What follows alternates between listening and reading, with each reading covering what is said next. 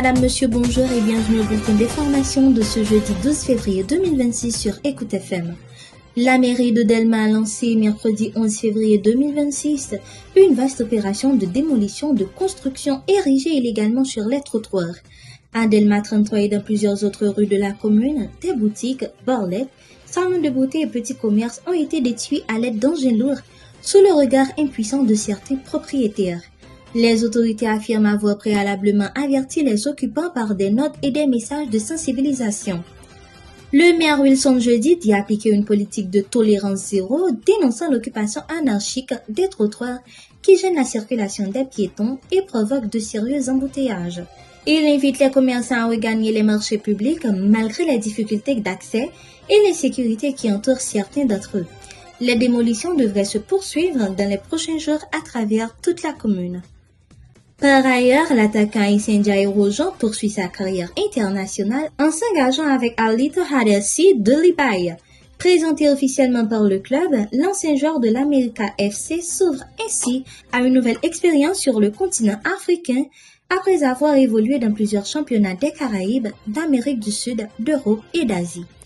Les détails de son contrat n'ont pas été rendus publics. Sur ses réseaux sociaux, Jairo Jean dit voir dans ce transfert une étape stratégique pour relancer sa carrière et espérer retrouver la sélection haïtienne.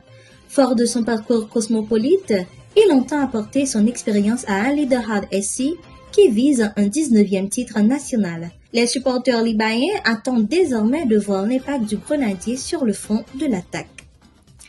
Les prix mondiaux des produits alimentaires poursuivent leur repli. Selon la FAO, l'indice des prix alimentaires a reculé en janvier pour le 5e mois consécutif, tiré vers le bas par la baisse des cours du sucre, des produits laitiers et de la viande. L'indice s'établit à 123,9 points, en légère baisse par rapport à décembre et l'an dernier. Du côté des céréales, les prix restent globalement stables, avec une légère hausse portée par le riz, tandis que les stocks mondiaux élevés de blé et de maïs limitent les tensions sur les marchés. La FAO estime par ailleurs que le ratio mondial stock à utilisation pourrait atteindre son plus haut niveau depuis 25 ans, un signal rassurant pour la sécurité alimentaire mondiale malgré les aléas climatiques. À Washington, plusieurs élus républicains ont défilé Donald Trump en votant avec les démocrates pour abroger les droits de douane imposés sur les produits canadiens. Cette résolution constitue un revers politique pour le président américain qui a menacé les élus dissidents de représailles électorales.